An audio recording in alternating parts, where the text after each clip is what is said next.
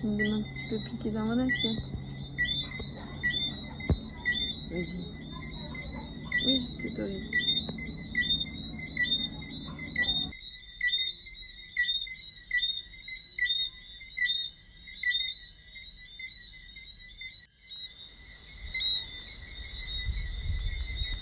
Alors, aujourd'hui, j'étais venue avec mon petit panier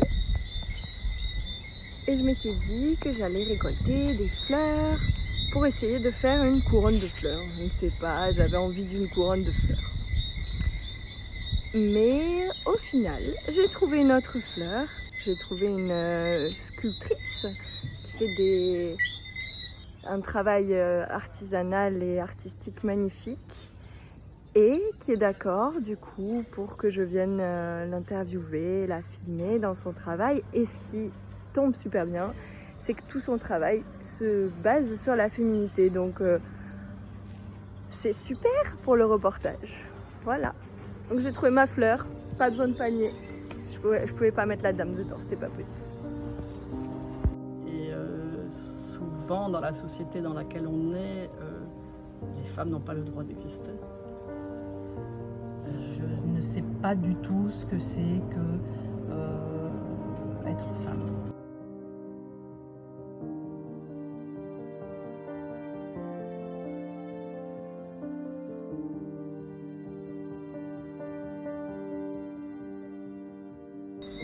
En faisant des recherches pour une prochaine vidéo, je suis tombée sur cet extrait du vieil homme et la mer. Il appelait l'océan la mar, qui est le nom que les gens lui donnent en espagnol quand ils l'aiment. On le couvre aussi d'injures parfois, mais cela est toujours mis au féminin, comme s'il s'agissait d'une femme. Quelques pêcheurs parmi les plus jeunes, ceux qui emploient des bouées en guise de flotteurs pour leurs lignes et qui ont des bateaux à moteur, achetés à l'époque où les foies de requins se vendaient très cher, parlent de l'océan en disant « el mar », qui est masculin. Ils en font un adversaire, un lieu, même un ennemi. Pour moi, qui suis femme, ce fut toujours l'inverse. En présence d'autres femmes, j'ai souvent ressenti du rejet ou de la peur.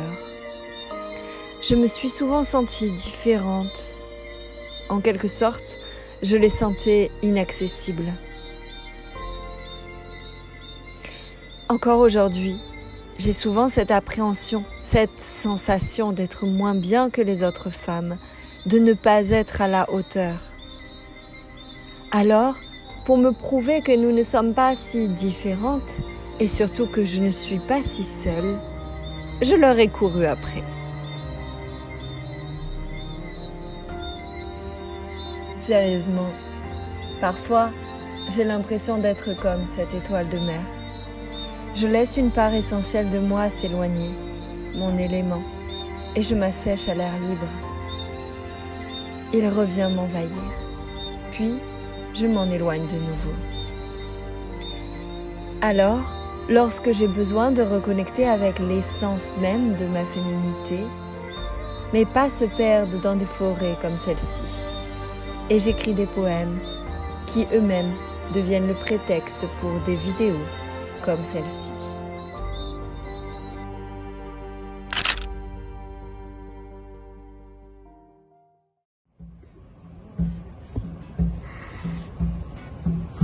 Eh oui, je suis une femme et j'aime ça. Oh mon Dieu, qu'est-ce que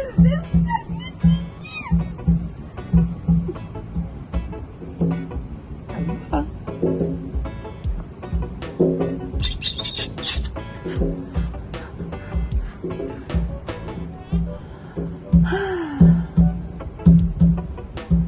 Je pourrais les détester, ces femmes parfois jalousées, ces femmes parfois méprisées. Mais je les comprends, car mon corps est le même, car le tissu qui lie le monde, sur lequel coule l'encre féconde, est cette même peau qui nous fait frôler l'air. Car je les aime, elles mes sœurs, elles à qui je pourrais un jour parler, qui me ressemblent malgré leur nez, leur bouche, leurs pensées.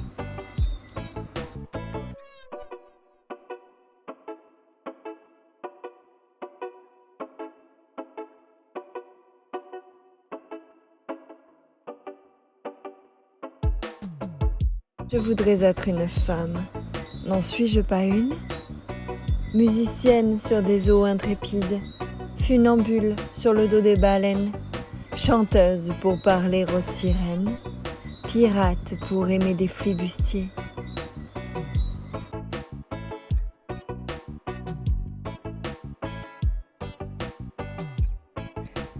Je voudrais être une femme.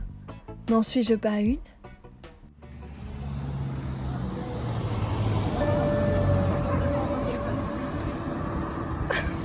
Il a une voiture. Cours, cours, cours, cours. Il a une voiture. Oh, magnifique. Oh my God.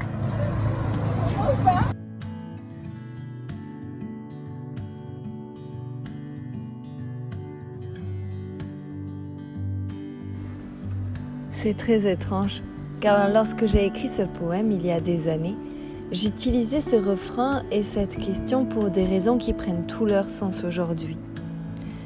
Comme je te le disais au début, cette vidéo est née du besoin de me sentir unie aux autres femmes. C'était une forme de quête de sororité. Mais au fur et à mesure du chemin, d'autres questions sont apparues. J'ai réalisé que la question du lien entre maternité et féminité revenait plus souvent que je ne l'aurais imaginé. Cette vidéo est donc devenue une ode à la sororité, mais également une réflexion sur ce que c'est que d'être une femme en dehors de toutes les conventions et les attentes sociales. Mais elle est toujours en sursis, la bonne femme là. Ah ouais, moi c'est... On sait pas trop ce qui va lui arriver. Elle le sait pas, la femme. Dans l'inconscient collectif, très douce, très sensuelle, très aguichante, enfin tout ce qui est le symbole de la femme. Puis d'un autre côté, la femme, elle est guerrière, quoi. Elle est guerrière. On peut être très féminine et avoir un tempérament bien trempé. Être femme pour moi, c'est toujours être bien, être belle. J'aime la vie déjà. Pour moi, être femme, il y a tout dedans, il y a tout. Oui, on retrouve tout.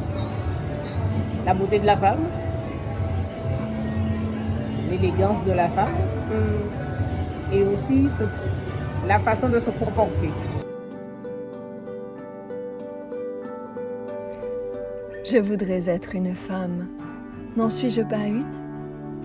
La figure bariolée, rouge d'extase et de timidité, fermée dans une bulle qui s'envole sous ses pieds, le ton saccadé, mais le cœur envolé. Je pense que je serai toujours une femme parce que c'est toujours ce que j'ai été.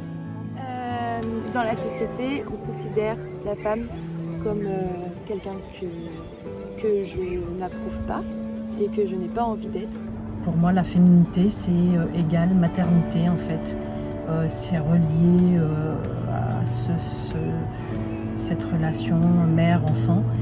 Donc, je suis aussi un petit peu en Martinique, loin de mes enfants et de mes petits-enfants, pour me trouver en tant que femme et me chercher en tant que femme et voir ce que je peux être sans mes enfants et sans mon rôle de maman.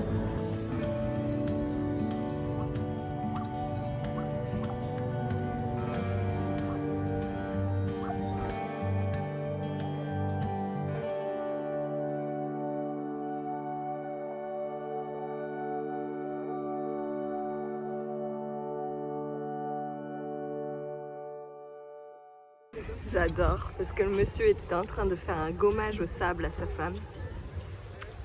Il faut en prendre de la graine de ça. Ce magnifique texte nous indique bien comment la femme est multiple, complexe. C'est comme si dans une femme il y a de multitudes de femmes et que la femme est, comment dire, comme une fumée, comme un nuage de fumée. La femme papillon, c'est une femme qui est à la fois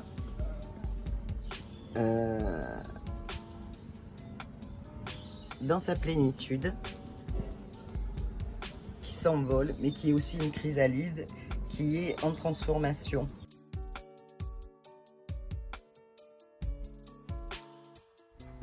Alors oui, ma féminité reste ce nuage évanescent. Je me cherche encore, je me chercherai sûrement encore longtemps. Mais ce qui est certain, c'est qu'en tant que femme, je suis un nuage de fumée, de formes, de sentiments et de désirs multiples.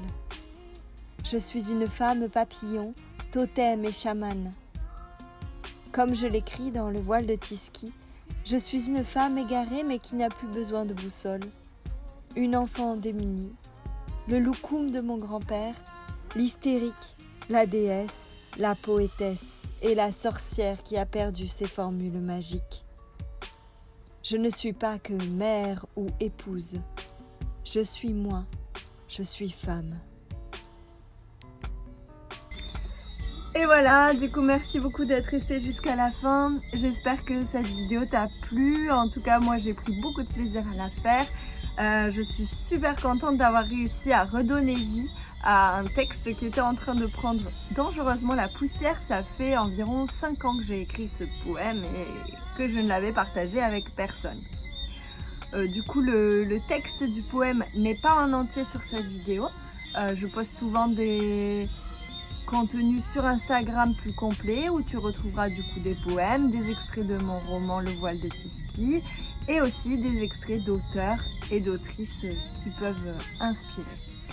Du coup, sachez aussi que je cherche pas à répondre à des questions spécifiques, à rentrer dans un débat, ni à prouver quelque chose avec ces vidéos.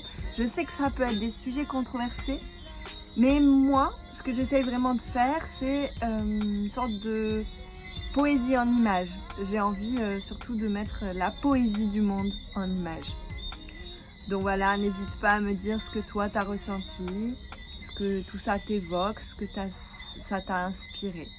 Et si tu as envie aussi que je mette un extrait d'un de tes livres préférés en vidéo, en vlog, que je fasse toute une recherche autour de quelque chose qui t'inspire, un extrait qui t'inspire, eh ben partage, ça me ferait super plaisir de faire ça. Voilà, donc quoi d'autre? La semaine prochaine, je publie du coup toujours un vlog, voyage, écriture, littérature, toujours dans le même sujet, la même atmosphère de découverte, de rencontre, d'aller vers les autres. Donc là, ça va être autour de mon roman Le voile de Tiski. Vous partagez comment j'en suis arrivée à écrire, quels ont été mes moments d'inspiration, mes techniques, mes conseils, un peu tout ça. Voilà, et j'espère que ça pourra vous inspirer. Du coup, je vous dis à la semaine prochaine. Bye bye. Nos pauvres hommes, il faut leur laisser la place aussi, quoi. On peut pas faire tout toute seule et à deux, on est plus fort et la complémentarité, elle doit exister, quoi. Respecter les femmes, parce que c'est les femmes qui apportent les enfants. Ça, c'est très important. La maternité n'implique pas de porter un enfant, mais d'avoir une attitude de mère envers son prochain. C'est-à-dire la mère qui est bienveillante envers l'autre et qui apporte un amour féminin à l'autre. Et là, ça va de pair.